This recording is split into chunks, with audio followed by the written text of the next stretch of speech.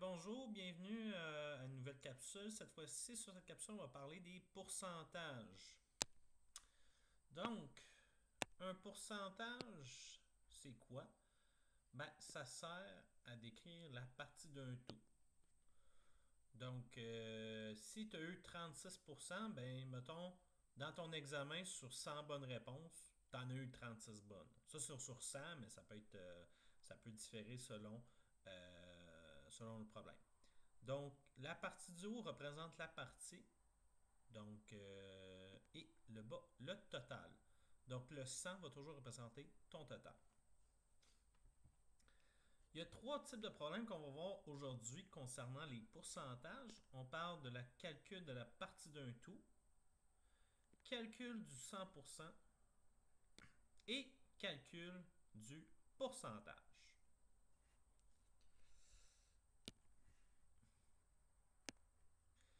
Donc, calcul de la partie d'un tout. Donc, en quoi ça consiste? C'est trouver le nombre qui correspond à un certain pourcentage.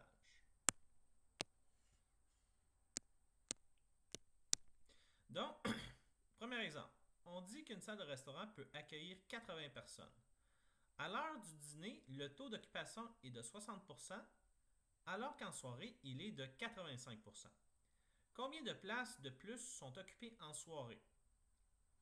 Donc, on sait au total combien on peut accueillir de personnes dans la salle, mais là, maintenant, on se demande 60%, ben, ça représente combien de sièges? Donc, ça, c'est la partie du tout. Donc, c'est ça que je cherche à trouver. Puis 85%, ben, ça représente aussi combien de sièges dans la salle de 80 personnes. Donc, on va marquer ici le dîner.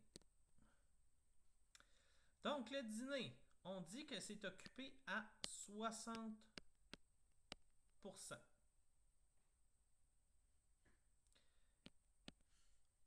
Le soir, ben, excusez-moi, je vais me reprendre ma phrase, là.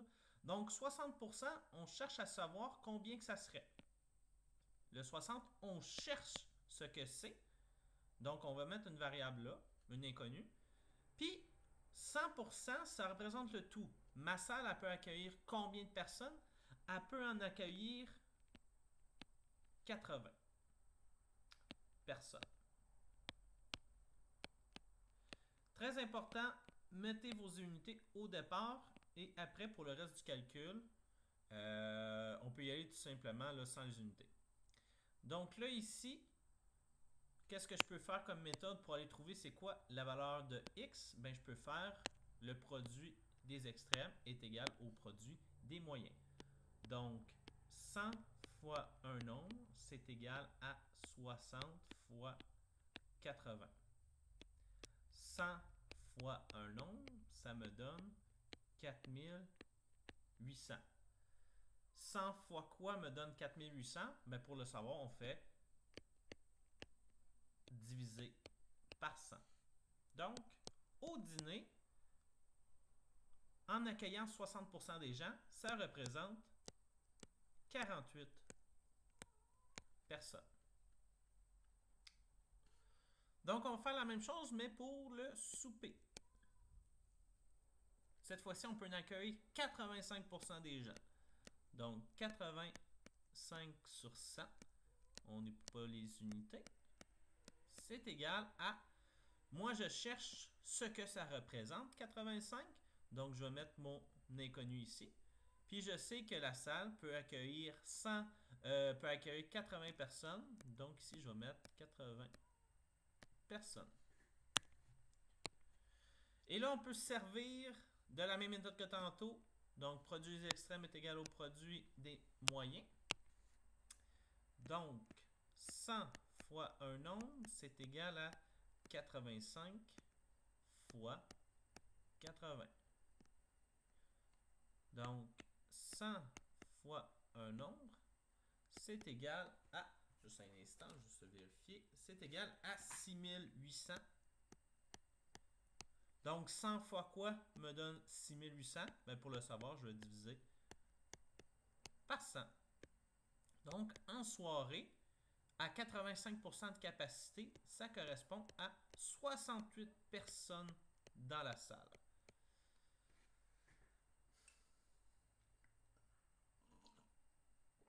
Là, on revient à la question, parce qu'on n'oublie pas qu'on avait une question. On demandait combien de places de plus sont occupées en soirée. Ben, pour le savoir, on va faire place de plus en soirée. Place de plus en soirée. Ben, je vais faire la soirée, le nombre de personnes en soirée moins celle du midi. Donc, je vais faire 68 moins 48, ce qui me donne 20 personnes. Et voilà, on a terminé le premier problème.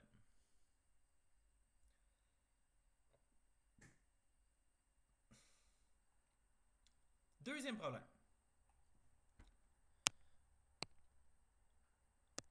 Dans un récent sondage à l'école secondaire Soulanges, on révélait que 40% des élèves du premier cycle aimaient les mathématiques. Donc, toi qui écoutes cette vidéo, c'est probable. Tu fais probablement partie de ces gens-là. On dit qu'il y a 530 élèves au total au premier cycle. Puis nous, on veut savoir combien en aiment les mathématiques. Bon. Fait que 40%, c'est mon pourcentage de départ. Maintenant, moi, 40%, j'aimerais ça, savoir ce que ça représente. Donc, ça va être ça ma variable. Puis, je sais qu'il y a combien d'élèves au total? Eh bien, il y en a 530. 530 élèves.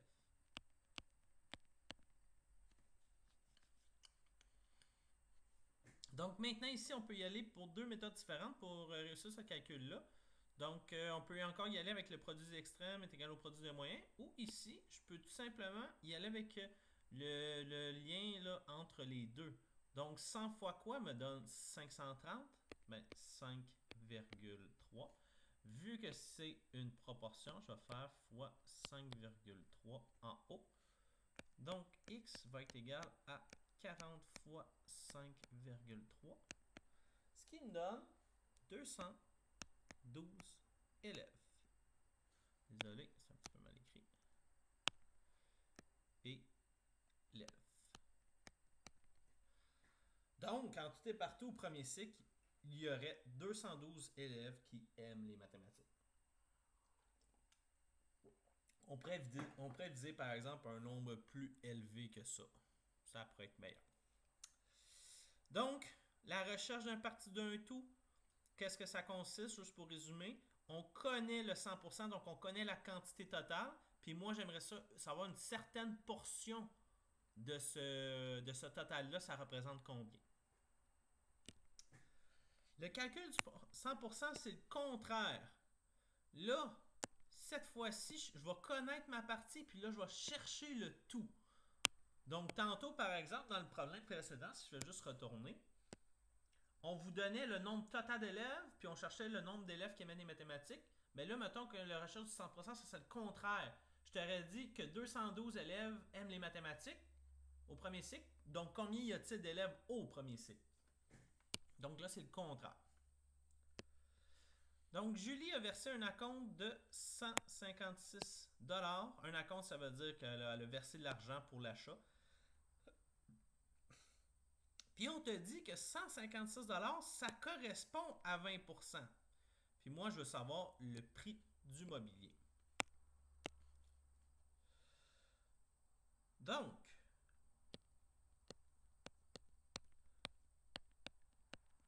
« 20%, c'est ma proportion. Là, cette fois-ci, dans ma fraction, je connais le 20%. On dit que 156, ça correspond à 20%. Donc, 156 $, c'est mon 20%. Puis moi, je recherche 100%, ça représente combien? Donc, mon inconnu va être en bas. Là, ici, on peut y aller par produit extrême, produit des moyens. Donc, 20 fois x, c'est égal à 100 fois 156. 20 fois X, c'est égal à 15 600. 20 fois quoi me donne 15 600? Ben, pour le trouver, je vais tout simplement faire diviser par 20. Ben, je vais prendre 15 600 puis je vais diviser par 20. Donc, le prix du mobilier, il est de 780 $.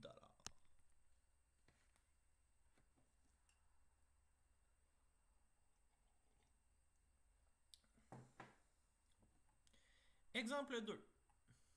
Mathieu est allé chercher ce week-end une paire de pantalons. Le prix, après avoir appliqué un rabais de 20%, était de 90 $. Quel est le prix avant d'appliquer le rabais de 20%? Donc, chose importante qu'il faut savoir là, quand on parle de taxes et de rabais, le pourcentage d'un article sans taxe ou sans rabais, c'est égal à 100%. Donc, si j'ai mon article qui est de 100%, puis j'applique un rabais de 100%, bien, un rabais, ça fait diminuer le prix. Donc, nécessairement, je vais avoir mon 100% ici, qui est la valeur totale de mon article. Bien, le prix avec rabais, bien, qu'est-ce que je vais faire ici? Je vais faire le prix de base moins le rabais de 20%, ce qui me donne 80%. Donc, ça veut dire que le prix avec rabais, il est de 90 $.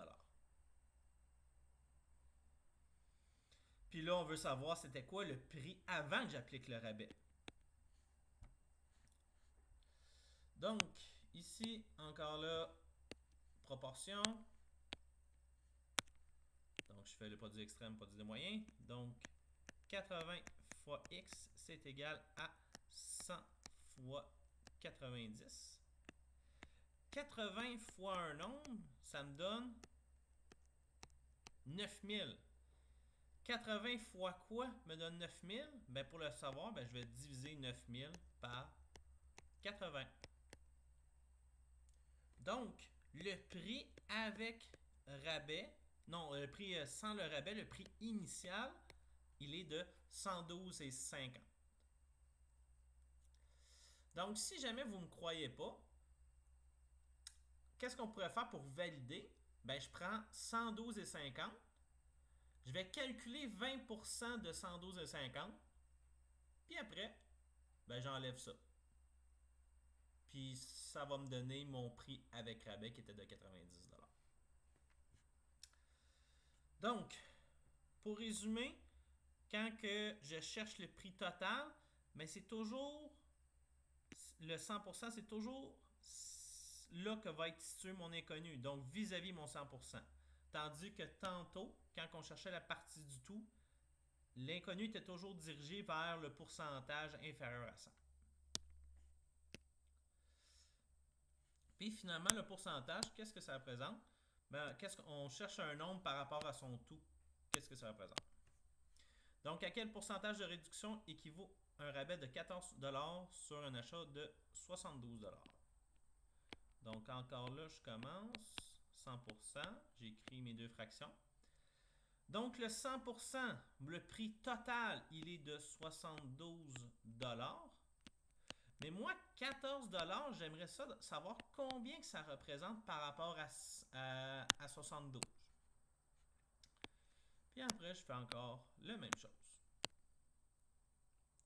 Donc, 72 fois un nombre, c'est égal à 100 fois 14. 72 fois un nombre, c'est égal à 1400. Ben, pour savoir c'est quoi ce nombre-là, ben, je vais diviser par 72. Et ici, on va approximer notre résultat, on va l'arrondir. Donc, ça correspond environ à 19,44%.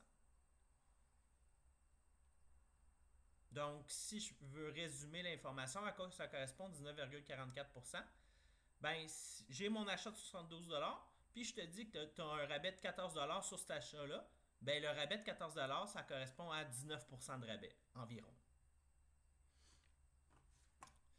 Donc, voilà ce qui conclut la capsule sur les pourcentages. Donc, je vous rappelle, on avait 3 types de problèmes. Calcul de la partie d'un tout, calcul du 100%, puis calcul du pourcentage.